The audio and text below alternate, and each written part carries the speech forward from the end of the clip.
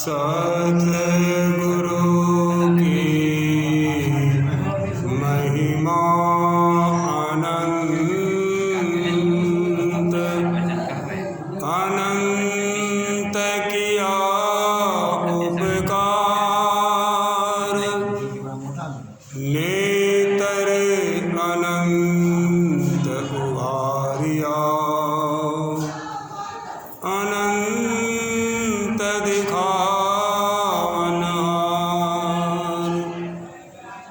नेत्र अनंत उभारिया, अनंत दिखावनहार।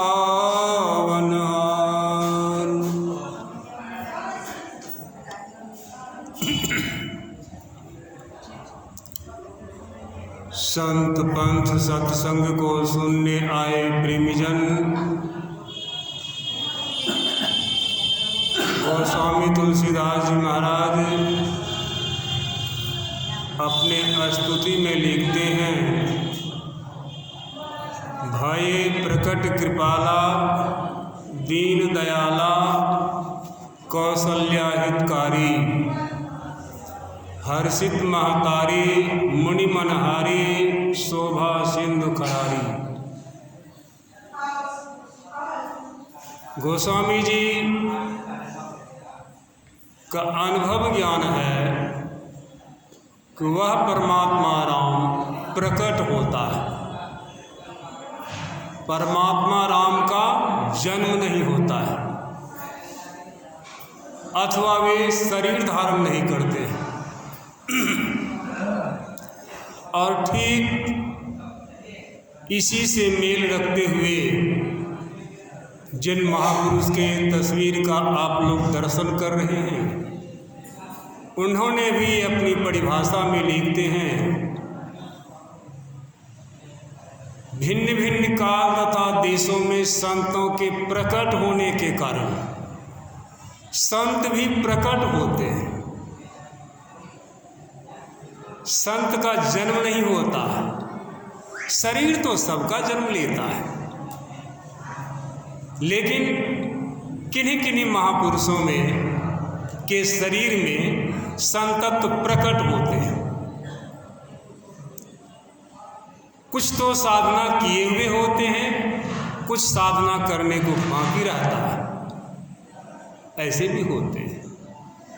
तो गोस्वामी जी का कथन है, भये प्रकट कृपाला, वह परमात्मा राम प्रकट हुआ है। और कुछ लोगों का कहना है कि गोस्वामी जी सगुनिया भक्त थे, तो उनको लिखना चाहिए, जन्मे राम अवधपुर वासी, लेकिन ऐसा नहीं लिखते।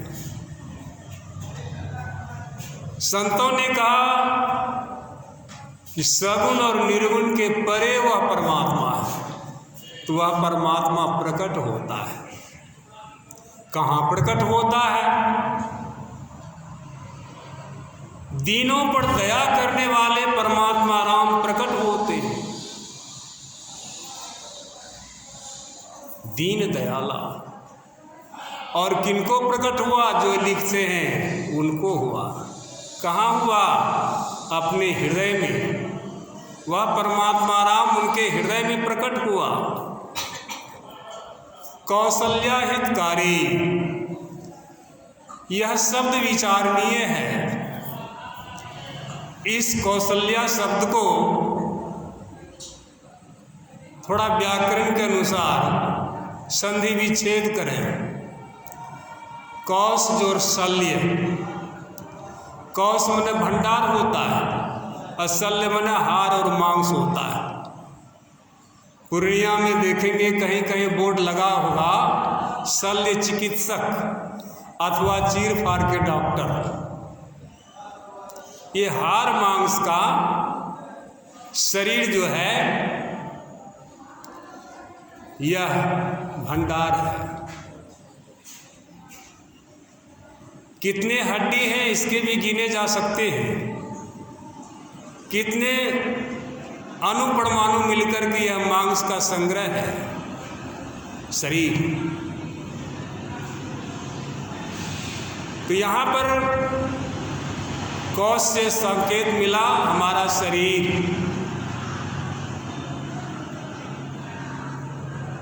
हाड़ मांस का शरीर का हित करने वाला परमात्मा राम प्रकट हुए। नहीं तो और जगह क्यों नहीं प्रकट हुए? सिर्फ इसी शरीर में क्यों प्रकट हुए?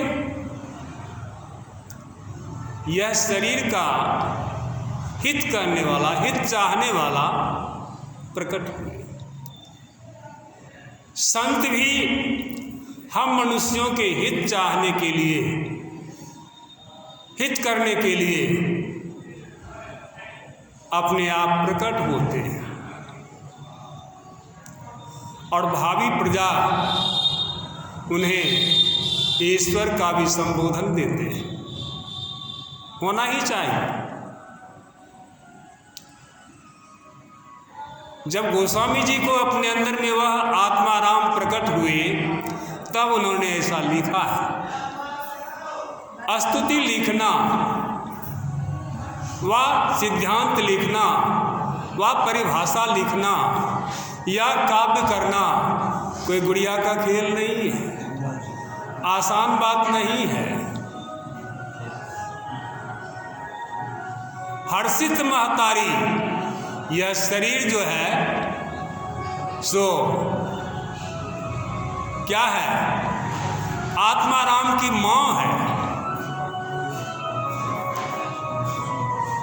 आत्मा राम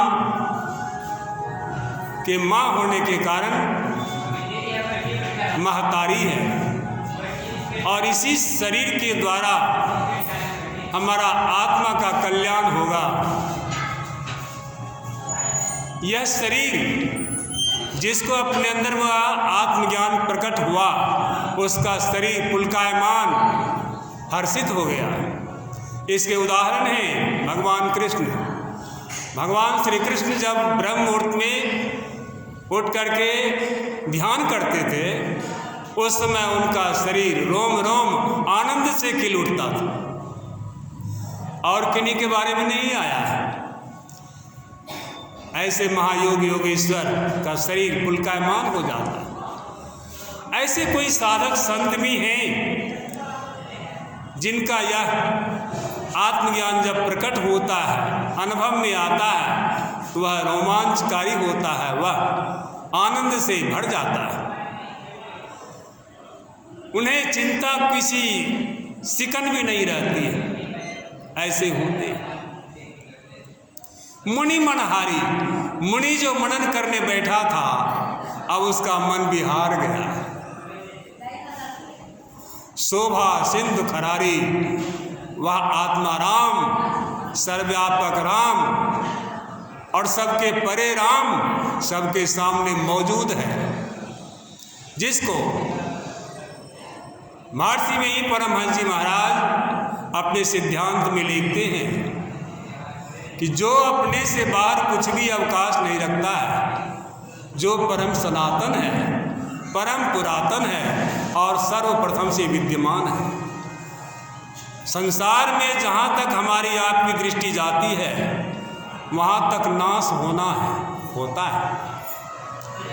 लेकिन यह अवकाश जो है इसका ना तो कभी पैदाइश हुआ है न इसका कभी नाश होगा। यही एक सत्य है। अवकाश तत्वतः यह अवकाश सबके अंदर सबके बाहर सब में रमा हुआ प्रभु परमात्मा सब जगह विराजमान है।